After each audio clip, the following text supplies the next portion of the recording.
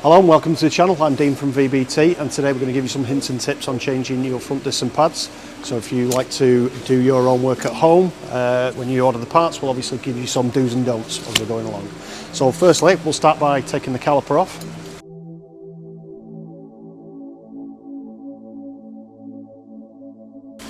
So obviously we need to remove the main caliper bolts. And just before we finish there, let's put something here to support the caliper once it's removed. It should never leave the caliper hanging just on the line, as it can cause damage. And the last thing you want is your calipers failing when you need them. So securing the caliper there, so we're not letting it hang free. And then what we can do at that point is now remove the pads.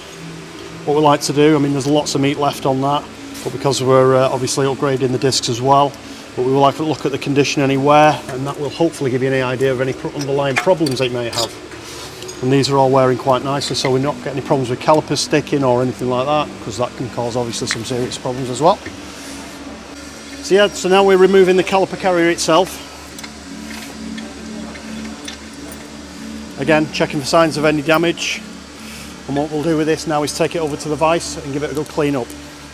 Our file, so obviously this corrodes over time, so we need to make sure we're back to metal, so the pads have got a nice clean smooth surface to run freely on. If you actually fail to do this, you can cause yourself some comfort issues, should we say. Things like brake squeal, brake judder can occur if pads are not moving freely as well, so you cause uneven wear on the disc. So it is very, very important to just take a little bit of time, just giving this a nice clean. So these are not too bad, not a lot of corrosion because it's a reasonably new car, but we'll just make sure. Also while we're here, we make sure the sliding elements are moving freely. Again, if they're not moving freely, the caliper can't do its job. Right, so now being careful to remove this. If it is too seized, we've seen lots of problems with snapped ones. It's not pleasant to try and repair. One of the most important things is making sure the hub surface is absolutely spotless, and I can't, what's the word? I can't stress this enough. So this needs to be back to what it looked like when it was new.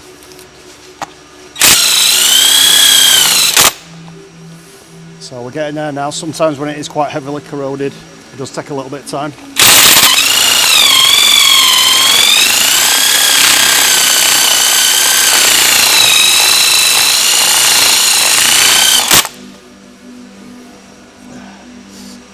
We're getting there now. So you've obviously got your two surfaces on this car, which is what the disc will be sat on. I will clean this underneath here as well, but that shouldn't really cause you any issues when you're mounting the disc. But just for belt and braces, I think we'll just get that. So it's absolutely spotless. Little bits now with a bit of emery cloth. Just to set any little bits off.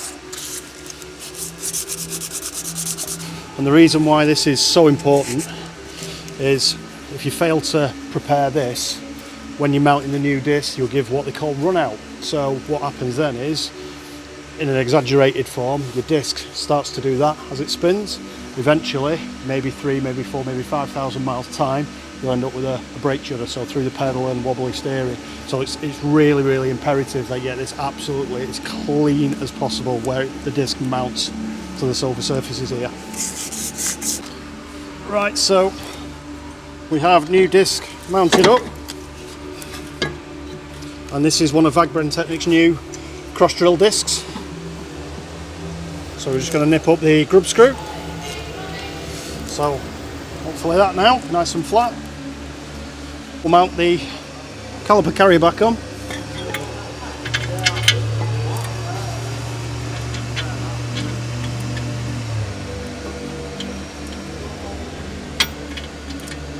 So obviously we need to torque up these bolts.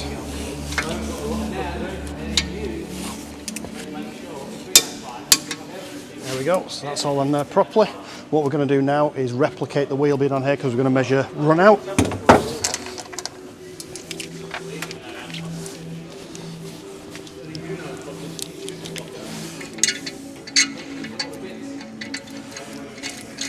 So not everyone might have a DTI gauge or run out gauge at home, but this is what we should be doing, just to make sure we haven't got any problems with the hub or wheel bearing.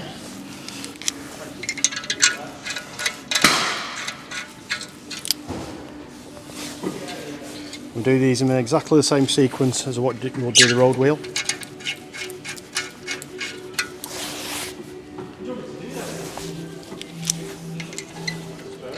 So obviously we've got to lock the wheel, so we'll pop that in there. And we're torquing these up to 20-30 Newton meters. It's not really important the torque setting on this, it's the fact that they're all even, so it pulls the disc in nice and flush to the wheel hub, so we can give a good measurement hopefully.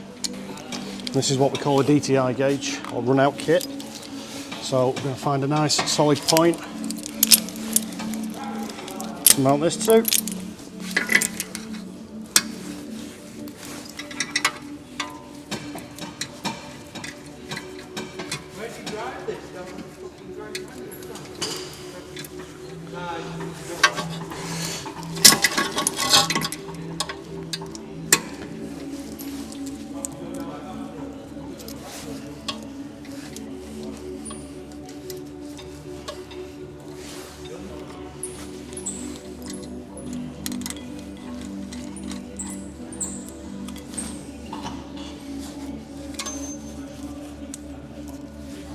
So we'll just put this on the edge of the disc.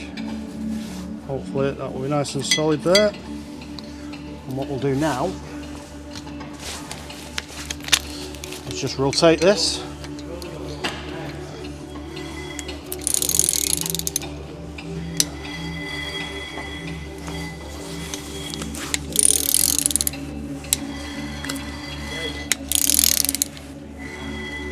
Sometimes quite hard to do on a new disc, but there we go, we've got 0.04 of a millimetre, which isn't going to cause you any problems whatsoever. Your maximum permissible run out on a car like this would be no more than 0.07 of a millimetre. I know it doesn't sound like a lot, but it's enough to cause you a lot of problems. On higher end cars, so specifically things like A4s, with multi-link suspension, you want to really be getting it under 0.05. Because obviously the multi-link suspension, we've got more movement and it's more judder sensitive. So what we're going to do now is remove these, and then we'll get the caliper on, get the caliper wound back and get the pads in. Right, so what we're going to do now is going to mount the pads up. We're just going to push the piston back first. This doesn't normally get done, but the correct way of pushing a piston back, we should be cracking the bleed nipple, pushing the piston back that way, getting the fluid and collecting that into a bottle itself. That stops any fluid going up the line. If there's anything inside that caliper that could damage the ABS pump, obviously we don't want to do that because that's an expensive way to do it. So we'll make sure the piston face is clean. We want to make sure we've got nice contact between the pad and the piston itself. What we'll also do as well is check behind the rubber, just to make sure we've got no fluid leak in there, which is good, we haven't. And we'll also clean the fingers of the caliper. So obviously that's just important as the piston side, because we need a nice smooth surface and we need the pads to align correctly and push nicely square against the disc. And push this to the bleed nipple. Edit that bit out. So yeah, we'll push this onto the bleed nipple. Should be nice and tight. And then what we can do, we can sit that on here. We can now crack that bleed nipple off.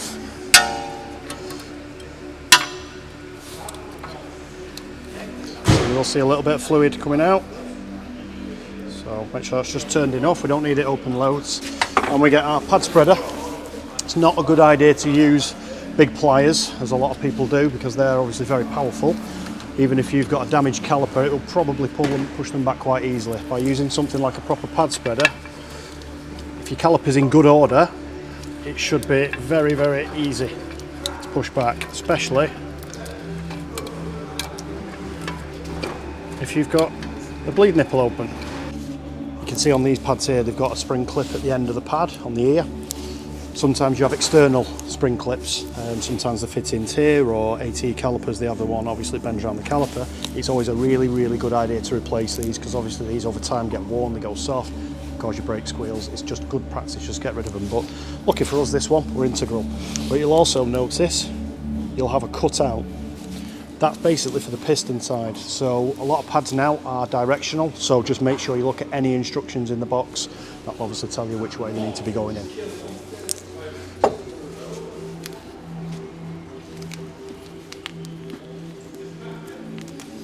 And what we will do here as well, so copper grease has been used for as long as I can remember. Not the greatest thing to be using anymore. We always supply in our kits a sachet of Ceratec, which is a proper brake grease. It's silicone based, there's no metal in it, so it won't cause you any problems at all. But we only need to use a tiny amount just on each end of the pad. Obviously the more you put on, the more dirt and dust it'll attract, so we just want literally a very light coating.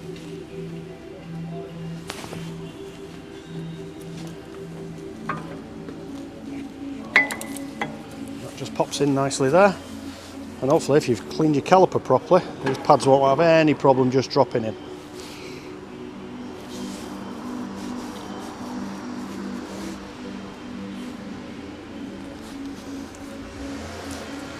Obviously don't get on any of the face of the pad itself, but we don't need to lubricate any of the back of the pad.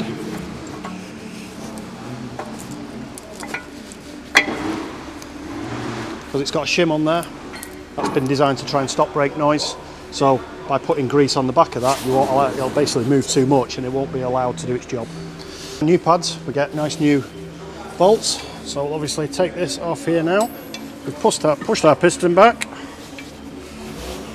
so hopefully everything will literally just drop into place. Tighten them up a little bit just to secure it, and then we'll fasten them up properly and torque them up again.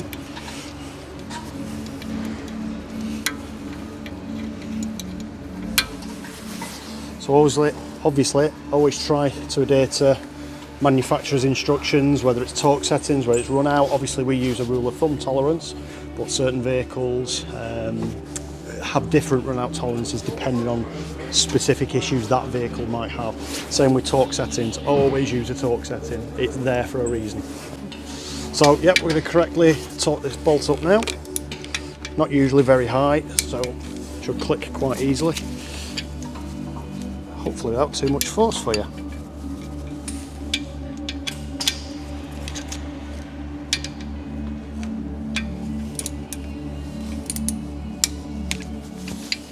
Perfect. So remove our hook, don't want to leave that on. So that's pretty much it. Obviously we've not gone into massive amounts of detail, trying not to overcomplicate it too much. There's obviously a lot of other things that we've not covered here. Things like checking your brake fluid, checking your tyres, the steering suspension components. We always recommend obviously getting these fitted by a professional mechanic, by someone who's done this for years and years, got the right qualifications. We do understand people like to get involved in things like this at home as well. Get as much information as you can. Get yourself some of the correct tools if you can. Cleanliness is your best friend, so clean everything to within an inch of its life if you need to. But yeah, try not to go too over the top, but hopefully have a little bit of fun doing it. So I hope that's been useful. Obviously you can always contact us at VBT if you need any advice, if you purchase any of our products, what's the best thing to go for. But yeah, until next time, we'll see you.